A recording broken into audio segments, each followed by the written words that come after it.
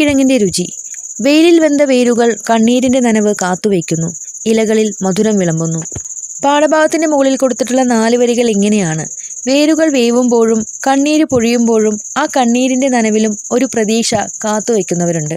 അവരുടെ ജീവിതങ്ങളാണ് ഭാവിയിലേക്ക് നമ്മെ നയിക്കാൻ പ്രേരിപ്പിക്കുന്നത്. അത്തരത്തിൽ 2 കുഞ്ഞുങ്ങളുടെ കഥ ഭാവതീവ്രമായ ആഖ്യാനം കൊണ്ട് അവതരിപ്പിക്കുകയാണ് സന്തോഷ് ഏച്ചിക്കാനം ചെയ്യുന്നത്. പകൽ സ്വപ്നത്തിൽ വെയിലുകായാൻ വന്ന ഒരു നരി എന്ന് പറയുന്ന സന്തോഷ് ഏച്ചിക്കാനത്തിന്റെ അനുഭവക്കുറിപ്പിലെ ഒരു ഭാഗമാണ് മധുരക്കിഴങ്ങിന്റെ രുചി എന്ന് പറയുന്ന പാഠഭാഗം. ഇതില് എഴുത്തുകാരൻ തന്നെ കഥ പറയുന്ന രീതിയിലാണ് കഥ മുന്നോട്ടു പോകുന്നത്.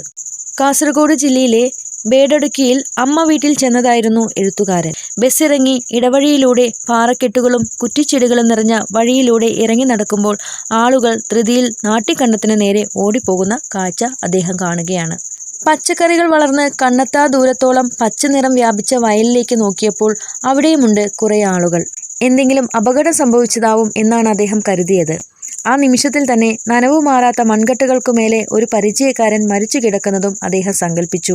പക്ഷെ ഈ ഓടിപ്പോകുന്നവരുടെ മുഖത്തൊന്നും ദുരന്തം സംഭവിച്ചതിന്റെ ഒരു മ്ലാനതയൊന്നും ഉണ്ടായിരുന്നില്ല. ഈ എഴുത്തുകാരനും അങ്ങോട്ടേക്ക് പോയി. അപ്പോൾ കണ്ട കാഴ്ച അദ്ദേഹത്തെ നിരാശപ്പെടുത്തി. കുറെ പേർ മധുരക്കിഴങ്ങ് മാന്തിക്കൊണ്ടിരിക്കുന്നു. കൂട്ടത്തിൽ 2 കുട്ടികളുമുണ്ട്. അപ്പോൾ ഈ മധുരക്കിഴങ്ങ് മാന്തിക്കൊണ്ടിരിക്കുന്നത് കാണാനാണോ ഇത്രയും ആളുകൾ ഇവിടെ തടിച്ചുകൂടിയിരിക്കുന്നത്? ഇവിടെ നെൽകൃഷി കഴിഞ്ഞാൽ പച്ചക്കറികളും മധുരക്കിഴങ്ങും മുതിരയും ചെറുപയറുമൊക്കെ കൃഷി ചെയ്യും. ഇതിൽ അത്ഭുതം എന്താണ് എന്ന് ചോദിച്ചപ്പോൾ ആ നാട്ടിലെ പ്രായം കൂടിയ കൃഷിക്കാരനും കന്നുകാലി ചികിത്സകനുമായിട്ടുള്ള അത്ഭുതമുണ്ട് ചെറിയോനേട്ടൻ പറഞ്ഞു തുടങ്ങി. അതാണ് ഈ ഗ്രാമത്തെ പരകോടിയിലെത്തിച്ച, മരണത്തിനുമേൽ ജീവിതത്തിന്റെ വിളവെടുപ്പ് നടത്തിയ 2 കുട്ടികളുടെ ആത്മവിശ്വാസത്തിന്റെ കഥ. ഇനിയാണ് കഥയുടെ തുടക്കം. അനാഥരായ കുട്ടികളാണ് 8 വയസ്സുകാരൻ സുജിത്തും 6 വയസ്സുകാരി സുനിതയും. അവർക്കൊരു അമ്മയുണ്ടായിരുന്നു, നാരായണി. ഈ നാരായണിക്ക് രുക്മണി, രാഗിണി എന്നു പേരുള്ള 2 മക്കള് വേറെയുമുണ്ട്. പക്ഷേ ഈ രുക്മണിയും രാഗിണിയും അമ്മയോട് തങ്ങൾ ആരുടെ മക്കളാണെന്ന് ചോദിച്ചിട്ടുമില്ല. അമ്മ അതൊട്ടും അവരോട് പറഞ്ഞിട്ടുമില്ല. രാഗിണിയെയും രുക്മണിയെയും വിവാഹം കഴിച്ച പുരുഷന്മാരും അത് ചോദിച്ചിട്ടില്ല. നാരായണി വളരെ സുന്ദരിയായിരുന്നു. അവർ ഒരുപാട് പണിയെടുത്തിട്ടാണ് കുടുംബം കഴിഞ്ഞിരുന്നത്. അടുത്ത വീട്ടിലെ എച്ചിൽ പാത്രങ്ങൾ കഴുകും, പഴങ്കഞ്ഞി കുടിക്കും. അവിടെ നിന്നും ബാക്കി വരുന്ന ആഹാര സാധനങ്ങൾ വീട്ടിൽ കൊണ്ടുപോയി അമ്മ ചോദിച്ചിക്കും. 100 വയസ്സ് കഴിഞ്ഞ അമ്മൂമ്മ കുഞ്ഞമ്മയ്ക്കും മക്കൾക്കും നൽകും. അപ്പോൾ ഈ നാരായണിയുടെ വീട്ടില് രാഗിണി, രുക്മണി എന്നു പേരായിട്ടുള്ള 2 മക്കളും നാരായണിയുടെ അമ്മ ചോയിച്ചിയും അവരുടെ അമ്മ കുഞ്ഞമ്മയും കൂടിയാണ് താമസിച്ചിട്ടുണ്ടായിരുന്നത്. ഒരു വലിയ കുടുംബം. ഈ ഒരു കുടുംബത്തെ നോക്കിയിരുന്നത് നാരായണിയാണ്. അപ്പോൾ ഈ എഴുത്തുകാരൻ കുട്ടിക്കാലത്ത് അമ്മ വീട്ടിൽ പോകുന്ന സമയത്ത് ഈ രാഗിണിയും രുക്മിണിയുമൊക്കെ അദ്ദേഹത്തോടൊപ്പം കളിക്കാൻ പോകുമായിരുന്നു. എന്നിട്ടോ അവരൊന്നിച്ച് കഥ പറയും, സ്കൂളിൽ പോകും, ഒന്നിച്ചിരുന്ന് പഠിക്കും, അങ്ങനെയൊക്കെ ചെയ്യുമായിരുന്നു. 7ാം ക്ലാസ് എത്തിയപ്പോൾ രാഗിണിയും അത് കഴിഞ്ഞ് രുക്മിണിയും പഠിപ്പ് നിർത്തി. പിന്നീട് അവർ തുന്നലിനും ബീഡിപ്പണിയും ഒക്കെ ആയിട്ട് മുന്നോട്ട് പോയി. കുറച്ചു കഴിഞ്ഞപ്പോൾ അവരുടെ കല്യാണവും കഴിഞ്ഞു. അവരുടെ കല്യാണത്തിന് സഹായിച്ചത് നാട്ടുകാരാണ്. മക്കൾ കല്യാണം കഴിഞ്ഞ് പോയതിനു ശേഷം നാരായണിക്കൊരു ആലോചന വന്നു. ചോയിച്ചിയും കുഞ്ഞമ്മയും മരിച്ചു കഴിഞ്ഞാൽ തനിക്ക് ആരാണ് ഇനി കൂട്ടുള്ളത് എന്നൊരു ചിന്ത നാരായണിക്കും ഉണ്ടായിരുന്നു. അതുകൊണ്ട് തന്നെ അവൾ ആ കല്യാണത്തിന് സമ്മതിച്ചു.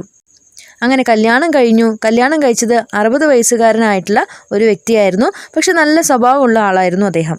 പ്രഗത്ഭനായ ഒരു ആശാരിയായിരുന്നു. പക്ഷെ കാഴ്ചയിൽ വളരെ ദുർബലനാണ്. അദ്ദേഹത്തിൻ്റെ ജീവിതത്തിലുണ്ടായിട്ടുള്ള 3 മരണങ്ങൾ അയാളെ വളരെയധികം തളർത്തിയിരുന്നു.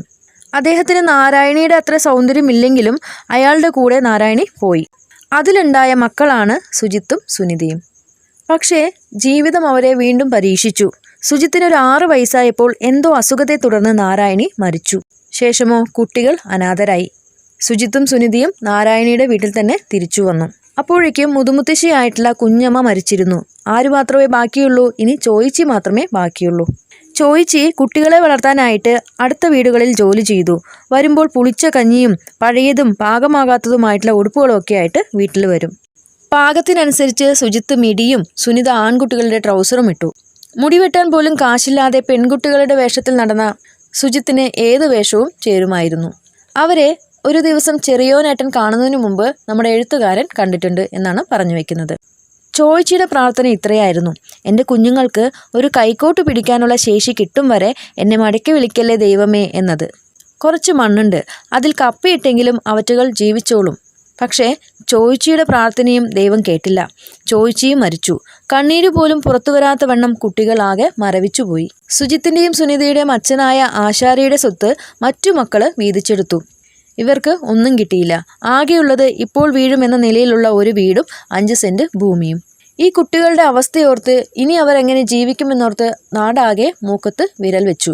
കുറച്ചു കഴിഞ്ഞപ്പോൾ എല്ലാവരും ആ കുട്ടികളെ മറന്നു.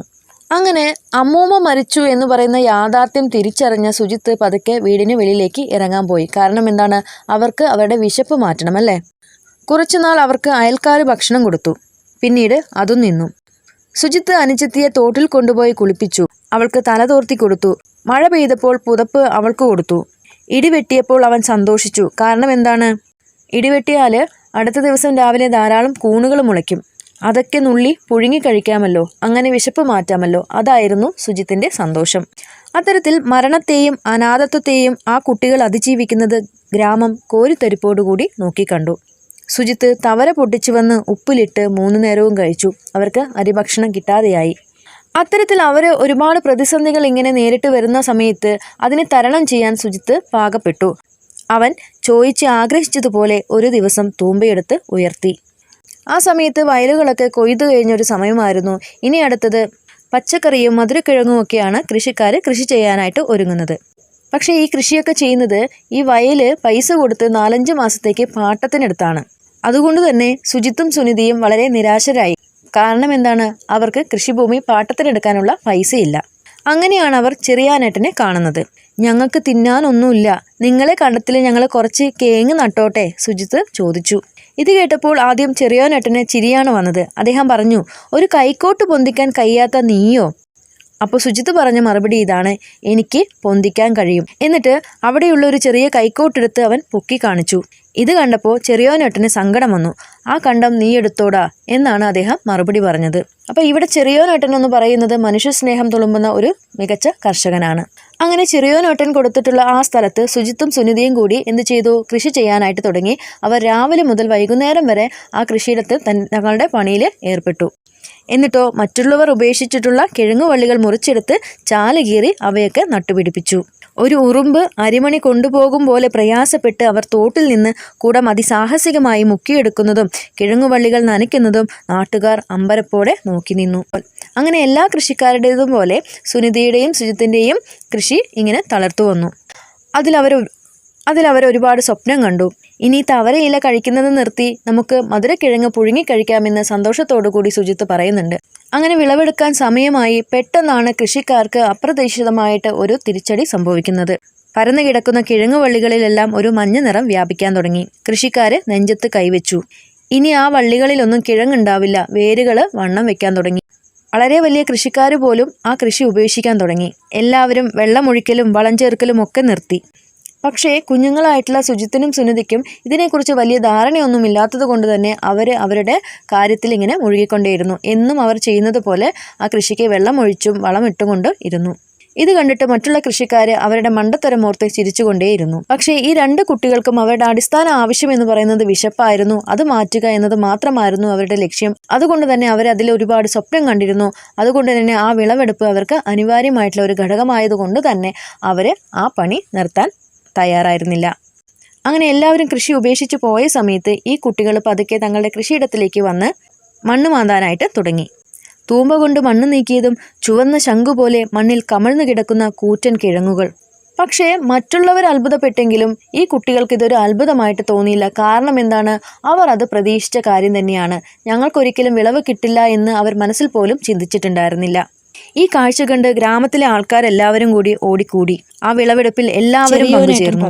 കിഴങ്ങുകൾ നിറയ്ക്കാൻ ചാക്കില്ലാതെ ആളുകൾ മറ്റു വീടുകൾ അന്വേഷിച്ചു പോയി തുടങ്ങി. ഈ സമയത്താണ് കഥാകാരൻ ഇവിടേക്ക് പ്രവേശിക്കുന്നത്.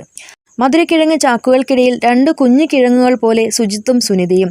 അവരുടെ ആത്മവിശ്വാസത്തിൽ നിന്ന് വെള്ളവും വളവും വലിച്ചെടുത്ത് വളർന്ന ആ കിഴങ്ങുകളിൽ ഒരെണ്ണം കടിച്ച് ഒരു ജന്മം മുഴുവൻ മധുരിച്ചുകൊണ്ട് ഞാൻ തിരിഞ്ഞു നടന്നു എന്ന് പറഞ്ഞുകൊണ്ടാണ് പാഠഭാഗം അവസാനിപ്പിക്കുന്നത്.